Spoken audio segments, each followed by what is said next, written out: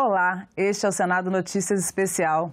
Hoje nós vamos conversar com a senadora Nilda Gondim, que está encerrando o mandato. Representante do estado da Paraíba, Nilda também já foi deputada federal. Atuou em pautas importantes, como a defesa de mulheres e crianças. Olá, senadora, seja muito bem-vinda. Obrigada pela presença. Eu é que agradeço essa oportunidade, esse espaço nobre para que eu possa transmitir aos paraibanos, não só aos paraibanos, mas aos brasileiros que nós representamos aqui no Senado, o nosso trabalho parlamentar. Senadora, você não poderia fazer um balanço de como é que foi a sua atuação aqui no Congresso? Foi uma atuação altamente dinâmica. Eu participei muito das comissões de Assuntos Sociais, CAIS, Comissão CRE, Comissão de Relações Exteriores e comissão suplente de outras comissões. Mas eu realmente me direcionei mais à CAIS, porque é a minha praia. É aquele trabalho vocacionado para as pessoas que mais precisam do nosso olhar. O que a senhora destaca no seu trabalho na casa? Eu destaco os nossos projetos direcionados para a mulher, para o idoso, para as crianças com deficiência, né, dando prioridade, por exemplo, na creche. Esse projeto já está sendo aprovado nas comissões. Acredito que ele vai até se transformar em lei. Eu já tenho uma lei, quando deputada federal, eu apresentei um projeto muito importante, que foi o projeto que dá prioridade à adoção de crianças e adolescentes com portadores de deficiências e tudo. Então, isso para mim foi muito importante, porque a adoção, você sabe como é difícil você adotar uma criança. Então, as pessoas que têm alguma deficiência, alguma coisa, sentiam dificuldades de ingressar na fila de adoção. E agora elas têm prioridade. É muito difícil mesmo, é uma né? lei Normalmente muito são os boa. Que vão deixados mais para trás, né, senadora? Verdade, é complicado. Verdade. Senadora, é uma vocação essa pauta que a senhora veio defender no Congresso pelos menos favorecidos, pelas minorias? É uma vocação. Minha família toda sempre foi política e eu herdei isso do meu pai, Pedro Gondim, e meu marido foi político, meus filhos políticos, e eu gosto de política. Então, para ser político, eu acho que você tem que ter vocação. Vocação em servir, vocação em representar bem o seu estado, fazer com que tenha sensibilidade naqueles pleitos e naquelas reivindicações e apresentar projetos altamente construtivos. Nós estamos começando agora um novo governo, né? Quais desafios que a senhora acha que esse governo novo vai ter que enfrentar? Grandes desafios. Mas eu tenho muito esperança. Eu quero acreditar e acredito mesmo na atuação, no dinamismo, no compromisso do do presidente Lula, acostumada a falar sempre senador, do presidente Lula, que mais uma vez foi convocado para ser o nosso presidente. E eu tenho certeza que esse olhar que eu tenho, ele também tem esse olhar. Então, ele vai fazer tudo. Eu sei que ele vai encontrar sérias dificuldades, eu sei que ele vai encontrar muitos enfrentamentos, mas ele vai conseguir, porque ele sempre conseguiu e eu acredito nele. Nossa, bastante desafios, né, senadora? São desafios. E todos nós vivemos sempre com desafios, uns mais e outros menos. Ser representante, ser presidente do Brasil é um desafio muito grande. Mas ele já tem aquela habilidade, já tem aquela experiência e outra coisa, e já tem muito conhecimento fora do Brasil, porque ele é muito querido, muito amado fora do Brasil e vai conseguir parcerias que vão ajudar muito a gente. O que a senhora sugere para o presidente? Calma, tranquilidade e trabalho, que é o que ele faz, muito trabalho. Que Deus dê muita saúde e disposição ele tem, já mostrou, porque enfrentar uma campanha dessa é preciso que você tenha muita força, garra e determinação, né? Ele é da minha idade, um pouquinho mais velho, 3 meses parece, e não é fácil, mas quando a pessoa tem garra, determinação, vontade, você consegue transpor todos os obstáculos, porque Deus está acima de tudo. E o novo Congresso? O novo Congresso está super polarizado, bem dividido, né? O que a senhora sugere para esse novo Congresso? Exatamente porque eu acho que um senador tem que ter compromisso, seriedade, ética e trabalho. Eu acho que esses são os fatores predominantes, prioritários, importantes para um senador. Compromisso com o cargo que está exercendo, responsabilidade em apresentar um trabalho que dignifique, que ajude, que estimule tanto as categorias sociais como o empreendedorismo, né? O Brasil precisa desse olhar e eu acredito muito que os novos senadores, quer dizer, os antigos vão continuar e que esses novos vão chegar com ânimo realmente de trabalhar. Eu espero. Eu trabalhei 2 anos, menos de 2 anos, mas foi um trabalho altamente construtivo e produtivo. Eu não parei de trabalhar, porque eu acho que é um legado que a gente deixa. E eu quero deixar esse legado para os meus filhos e para mim mesma, de que pude trabalhar e conseguir muita coisa. Tá certo. Como que a senhora vê o governo que está iniciando? Eu acho que o governo está trabalhando, né, com essa equipe nova, vendo os pontos vulneráveis do governo, vendo os enfrentamentos que o presidente Lula vai ter, mas tem pessoas importantes, tem pessoas destacadas, tem pessoas competentes e tem pessoas que estão, de fato, com aquela garra e a vontade de servir e ajudar a Lula. Nós passamos os últimos 2 anos com a pandemia, né, que assolou o nosso país, muito problema na saúde. Demais. Muito, né? E agora a gente teve de novo outros picos, né, de contágio. Como é que a senhora acha que vai ser o desafio para a saúde, né, nos próximos 4 anos? A saúde precisa ter um olhar diferenciado. A educação precisa, inclusive, lamentavelmente, a educação não teve a prioridade deste governo que termina, não teve, né? As universidades foram tiradas, muitas emendas, muito recurso das universidades. Eu acho que a saúde, a educação e o social, sem, contudo, deixar de ter aquela responsabilidade fiscal que Lula sempre teve no governo. Às vezes as pessoas ficam preocupadas com a responsabilidade fiscal. Eu também acho que todo governo tem que ter responsabilidade, mas também não pode deixar nem abandonar aquelas pessoas mais vulneráveis que precisam no momento do Bolsa Família, né, que vai voltar a ser Bolsa Família e vai voltar. A educação precisa desde os primeiros anos até a faculdade. Então, eu acho que educação, saúde e o social é o tripé mais importante. A senhora citou a educação e a gente viu com a pandemia assim, um abismo enorme tecnológico na educação das regiões do Brasil.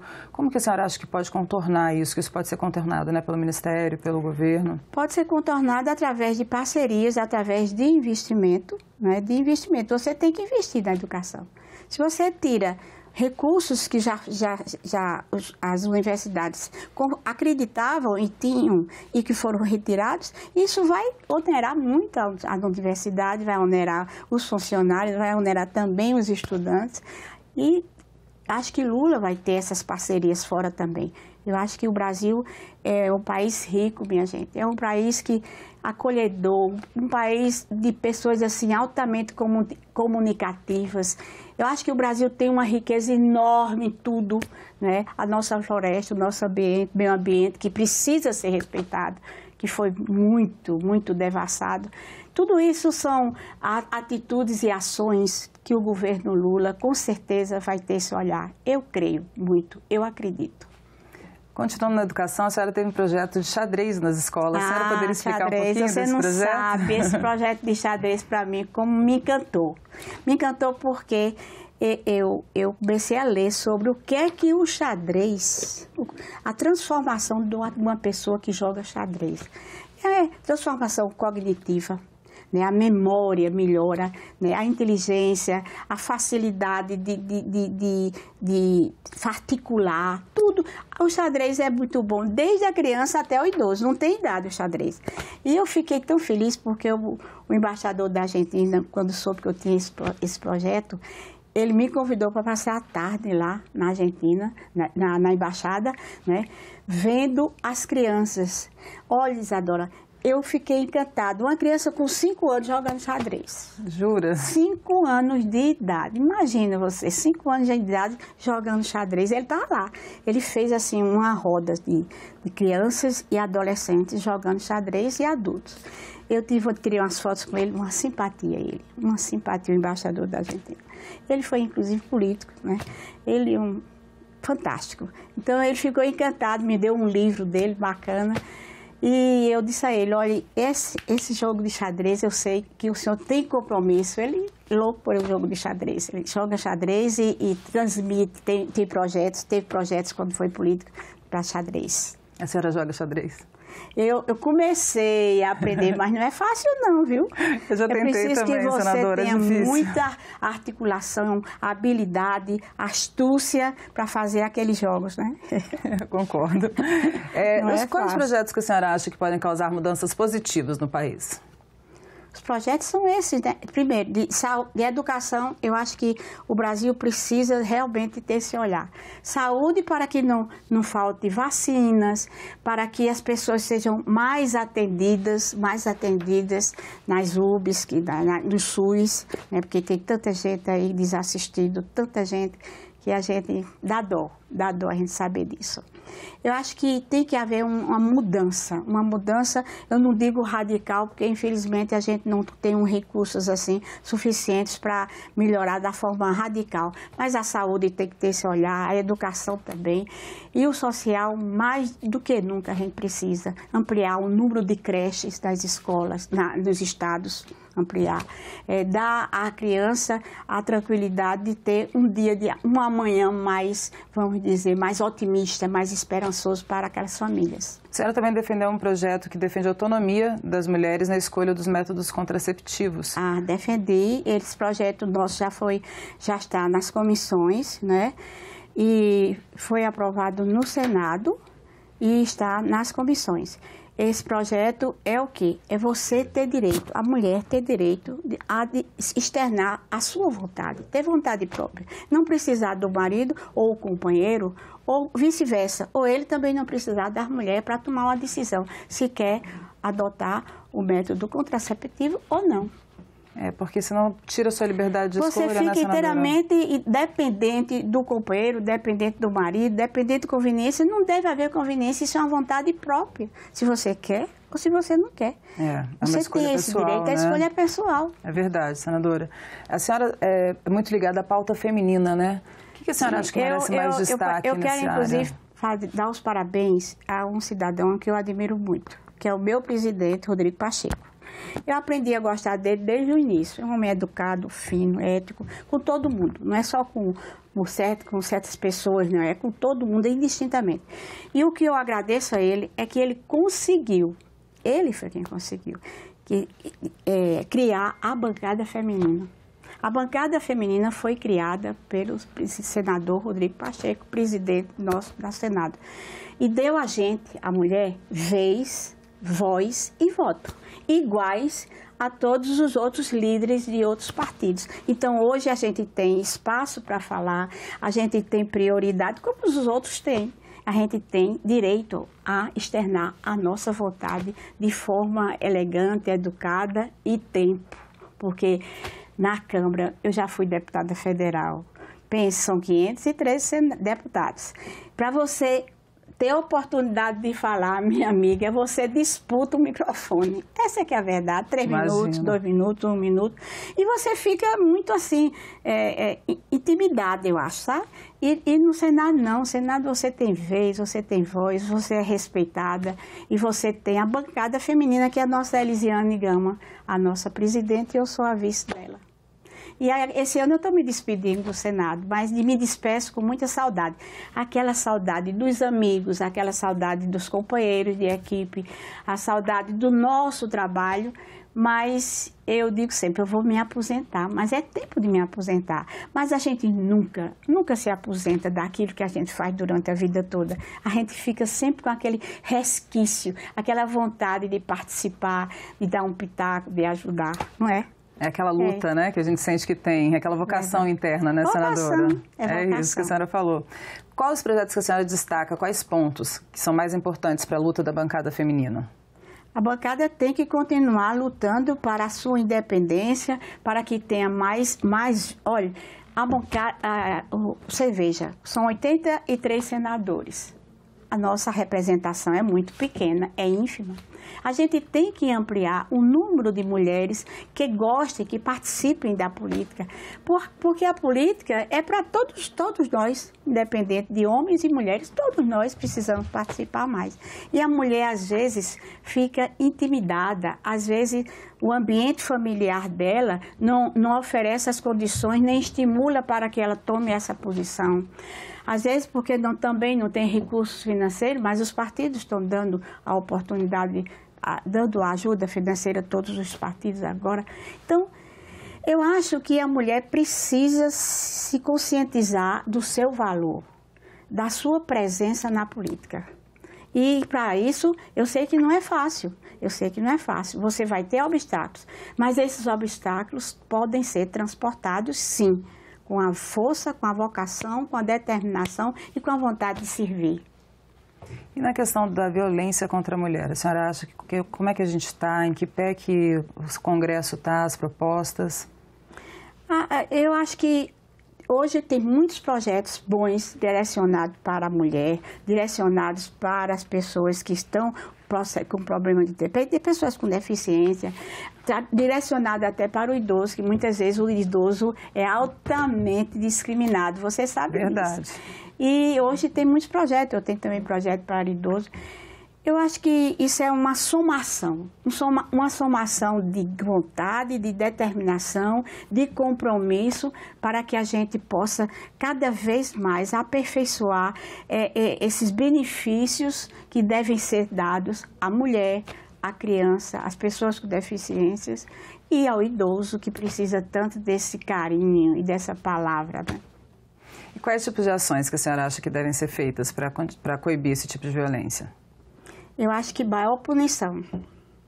Se você, por exemplo, eu discordo, a pessoa comete um crime, uma violência e faz a sua defesa, vai para casa, vai esperar, quer dizer, a punição ser mais rigorosa, haver mais punição,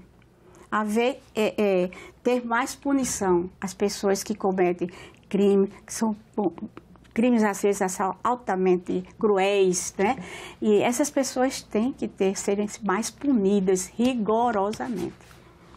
A senhora tem um projeto também que obriga policiais militares a aprenderem primeiros socorros. Também, qual que é a importância desse aprendizado para a Polícia Militar? Porque você veja, às vezes acontece aqui mesmo em Brasília, só vejo, todo dia tem acidente de trânsito, né? As pessoas têm que ter um atendimento mais rápido. Claro que vem o socorro médico, mas enquanto não tiver o socorro médico, pessoas que aprendam a manejar os primeiros socorros para poder a pessoa não ficar só dependendo de outro socorro que é autorizado chegue.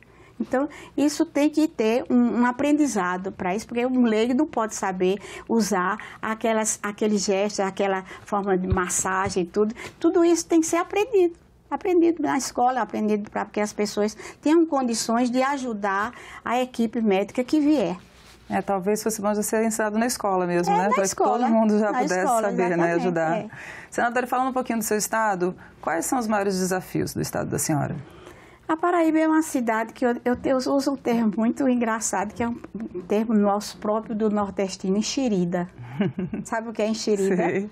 Pois é saída, é uma cidade que avançou, mas que precisa avançar mais. É uma cidade bonita porque Deus premiou com belezas naturais incríveis. Não sei se você conhece a Paraíba. João Pessoa, as praias, cidade litorânea, não é? O povo é comunicativo, é um povo alegre, comunicativo, educado. Tem muita gente que está se aposentando aqui em Brasília e morar na Paraíba, em João Pessoa, em Campina Grande. E eu acho que a Paraíba tem de tudo um pouquinho.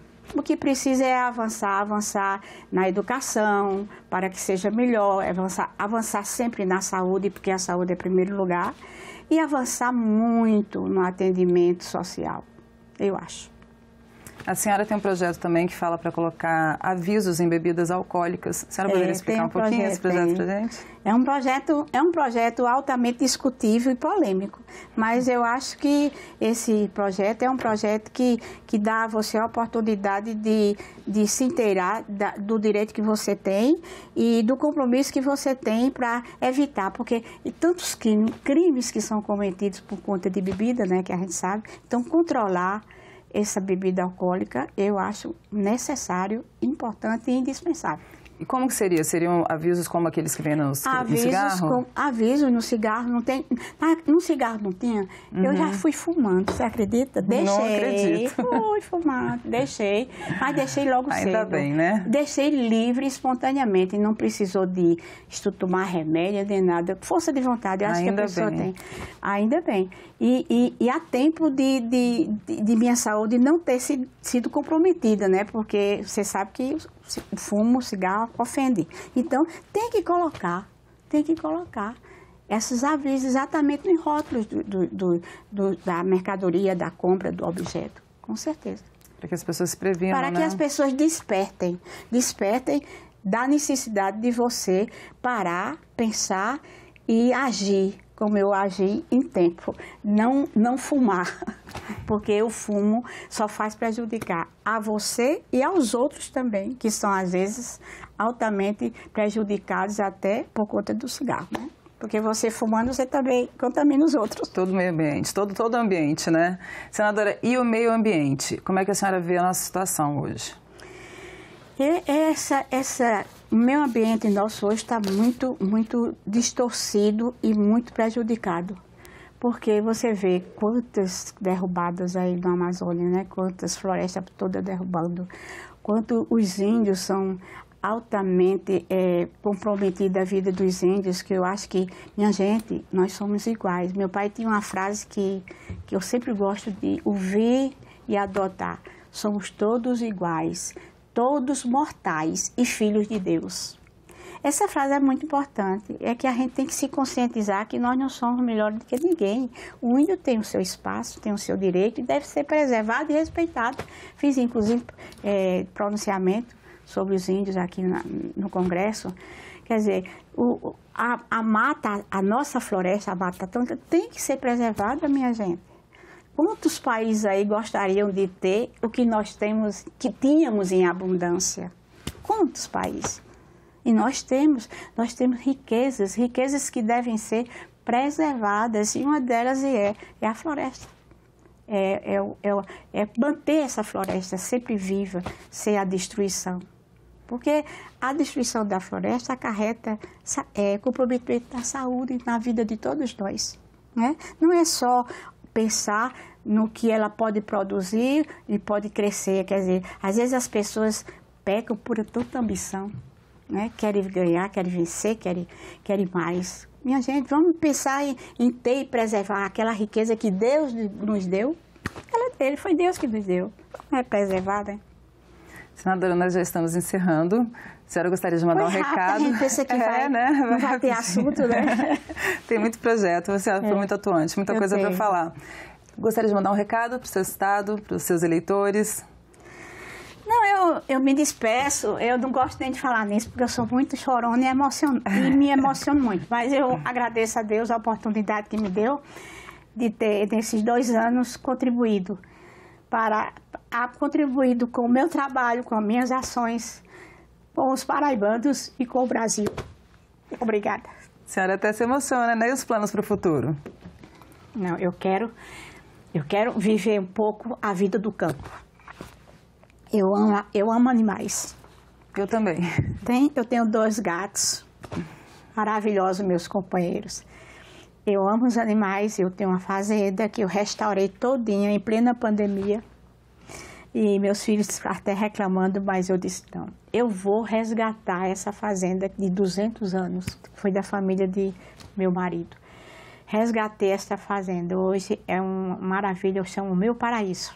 E eu quero viver mais a vida dos animais, né? Eu gosto de campo, plantas, amo plantas. Então, essa vida bucólica, que eu ainda não tive o prazer e disponibilidade de viver intensamente. Eu quero viver agora. Que bacana, senadora. Muito obrigada pela presença, tá? Essa entrevista e todos os nossos programas estão disponíveis para você rever ou compartilhar no nosso site, senado.leg.br/tv ou então pelo nosso canal no YouTube. Inscreva-se lá e marque o sininho para receber notificações. Obrigada pela companhia e até o próximo programa.